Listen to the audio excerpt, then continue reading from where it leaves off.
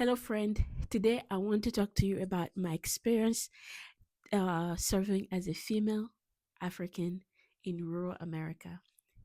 So, my first assignment was serving three rural churches, and those churches, like their population in those town, two of those town were about 200 people, and the other one I believe was about 60 if I remember when I looked up online. So already know that there's not going to be a black family in those towns. So I'm literally like a female African black serving in those area.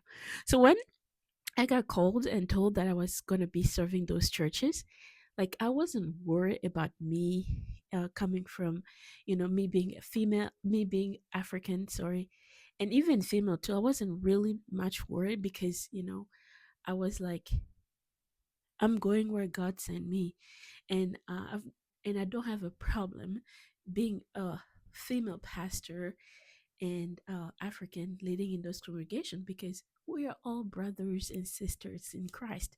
So for me, it was really good. But the reaction of the people, I don't know what they're talking behind my back, but I think they were okay with it. They were also like, how this is going to work, and but I feel welcomed, and everything went well. But one of the issue that we had is my accent. So think about this churches having like about the the majority of people, they're about 70 years old, and older. There's few younger, but most of these are older. So some of them have started losing their hearing, being able to hear well. So adding myself and being immigrant, and probably they've never met a lot of people like me. So it was a little bit challenging for them to understand me. But for me, I kept telling them, you're gonna get used to it, to my accent. You know, I needed to speak slower, and I needed to yeah, to speak slower. But I told them, the more you get used to me, the more you understand. Because myself too, like if I meet American, anybody from the first time, if I don't know them, I have to pay so much attention to understand them. So those are good fears. So I've never had like fear, like as I said early, like of um me being the black pastor. But I also understand like some people will be like, oh, we have a female pastor. In those small towns, it's not always the habit. It's mostly like male leading, but the pastor before me was a female, so I wasn't worried about that. I wasn't worried about my color, because I may be too, I don't know, optimistic, but I just feel like we're all, children of God, and we're all like people of God, and we should just embrace each other. But I'll talk more about this. And but some of the fear that I had is not about the people from church, but just the town, because the town is very small and there's not a lot of black people. So I always had to be aware of that. So I missed a lot of events, sadly, that were done like in the evening, because I started like in the fall. So a lot of those events I couldn't make it because um, I was driving about 70 miles away from where I live. And if you know the place, Kansas, where I am, a lot of places is just a rural. There's just not a lot of things on the road. So, and I'm a pastor, so I don't, my car is good, but it's not like great. So I was didn't want to drive at night, and being a female myself, so I was always worried, well, what if something happened on the road? What if I hit a deer? What if, and I'm in the middle of nowhere, and sometimes there's not service, and I'm black in the small town. So those were fears that I had, not about the people from the church, but just because the small town. So, but otherwise, I was good, and it was a great experience. But I think one thing that I need to say, and I think it's important, is that people here in the US have to realize that the world is becoming, it's, we say globalization. People like are moving everywhere, and we are all doing things together.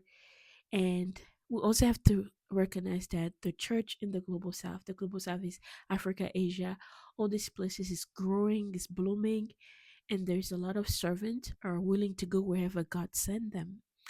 And God are sending a lot of missionary here to lead in the church.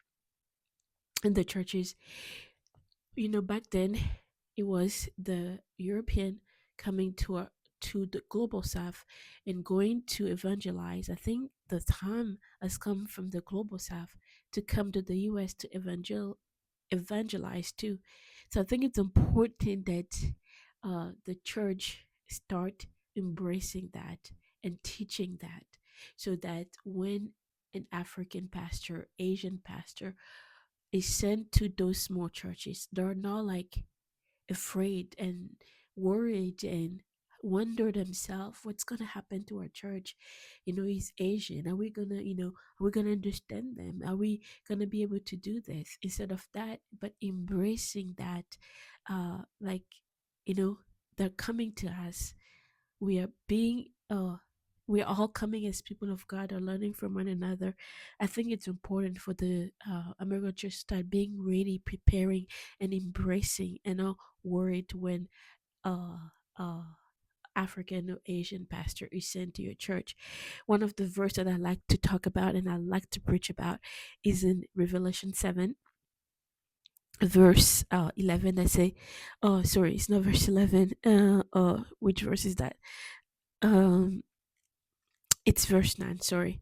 It says, After this I looked, and there was a great multitude that no one could count, from every nation, from all tribes and peoples and languages, standing before the throne and before the Lamb, robed in white, with palm branches in their hands.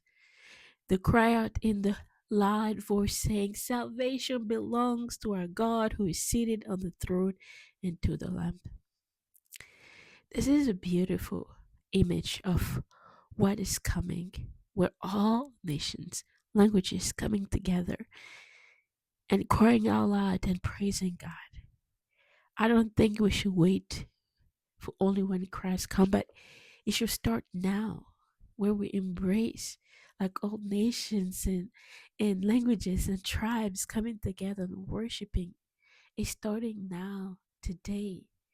And I really want the church to understand that, especially the church in the United States, to be able to embrace that, to see that vision of God's people coming together and worshiping, and not worrying about why this, why that. But it's the Lord doing. It's a great thing.